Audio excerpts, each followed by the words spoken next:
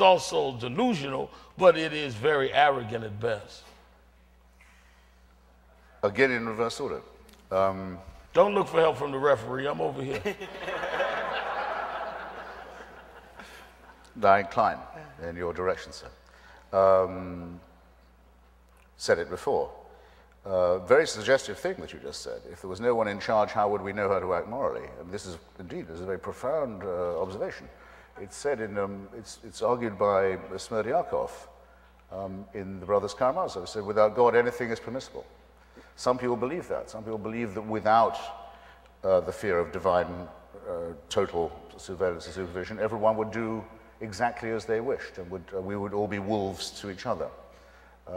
I think there's an enormous amount of evidence that that's not the case, that morality is innate in us, that solidarity is part of our self-interest in society as well as our own interest, and very much to argue the contrary, that when you see something otherwise surprising to you, such as a good person acting in a wicked manner, it's very often because they believe they're under divine orders to do so. Stephen Weinberg puts it very well. He says, left to themselves, evil people will do evil things and good people will try and do good things. If you want a good person to do a wicked thing, that takes religion. For example,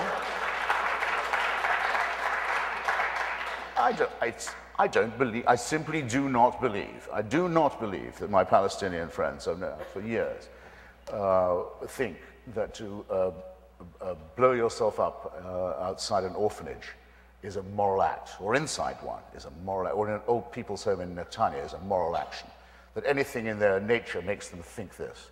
But their mullahs tell them that it is, and that the person doing this is a hero. I do not think that any person looking at a newborn baby would think, how wonderful, what a gift, but now just let's start sawing away at its genitalia with a sharp stone. Who would give them that idea if not the godly? And what kind of argument from design is this? Babies are not born beautiful, they're born ugly. They need to be sawn a bit because the handiwork of God is such garbage. Well, honestly, this is what I mean when I say that those who think there's any connection between ethics and religion have all their work still ahead of them, and after thousands of years still have it all ahead of them more and more. There. So you do not believe in your long and thorough research of history that atheists ever did anything evil. These were only religious people that were driven by somebody representing God that made them do that. And people that came in satanic ways, all of that is rubbish. Only religious people reading scriptures of some sort have done wicked things in the history of the world. I should have raised that question myself, and I realize also... But you didn't, so I did, so let's... But I've never yet been at one of these meetings where it didn't come up, but I owe you yet another answer. When you say you've had this confirming emotion in your own life, of course, I would not be so presumptuous as to challenge you. Indeed, I believe people when they say that they have experienced miracles. I believe that they think that they have.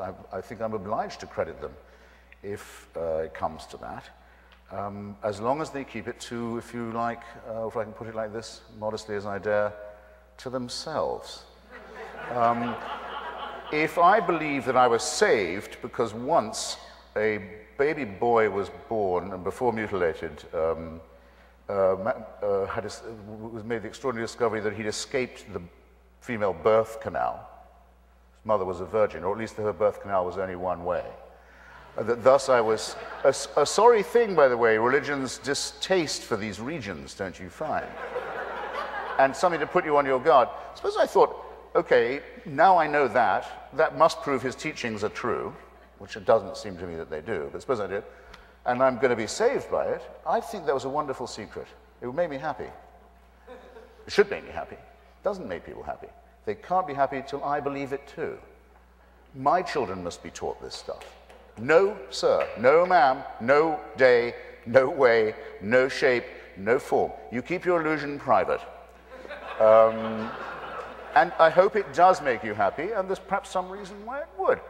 But we're told the Pope's authority to say you can't have a condom comes from his ability to certify a miracle. a disturbance in the natural order.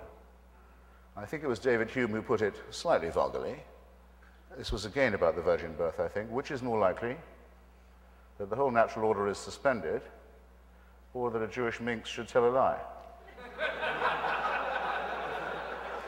There has to be an answer to this kind of question. As to the secular bad behavior, well, I used to be a believing Marxist, and I've had this argument about communism in different forms all my life, and I realize you confront me with an intensely serious question, and though actually secular criminality on the political level wasn't really possible until pretty much the late 18th century, because the religious monopoly on violence and cruelty and torture and slavery and so on was so intense, it has to be said that some of my non-believing forebears seized the opportunity to behave the same way. Sure, there's no question about it. And I'll put it like this, to take the best-known case. Up until 1917, the Tsar of Russia was not just the absolute ruler and owner of all of Russia and all the Russian people and everything in it, but he was also the head of the Russian Orthodox Church. He was considered by the church and the people to be something a little more than divine. Excuse me, a little more than human. Not as high as Hirohito, but a bit higher than the Pope in secular and temporal power. If you were Stalin, you'd be crazy if you didn't take advantage of a people who had centuries of indoctrination of that kind.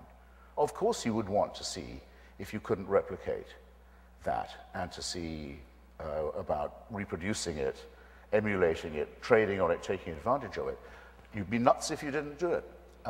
So the answer, I think, which is a very long process, will be a long cultural process, is to try and move people up to a cultural and intellectual level where they are above that kind of appeal, where they're not credulous, where they don't take things on faith, where they don't make gods or idols or images out of anybody, including fellow human beings, and they learn the pleasures of thinking for themselves. How about that for a modest proposal?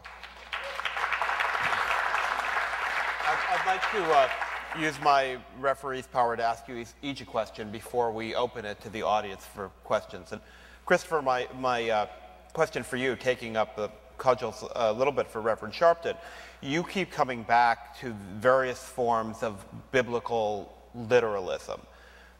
Reverend, somewhat to my surprise, has not defended anything in the Bible and asks quite reasonably, what is your problem with deism? You've written about Paine, Jefferson, you write in your book about Einstein and Darwin, who are arguably deists in a way.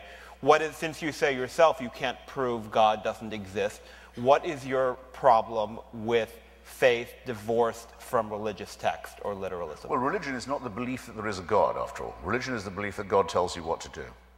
So, if we are to talk about religion, we are not... A theism believes in the existence of a creating being, but it has no prescriptions for morality.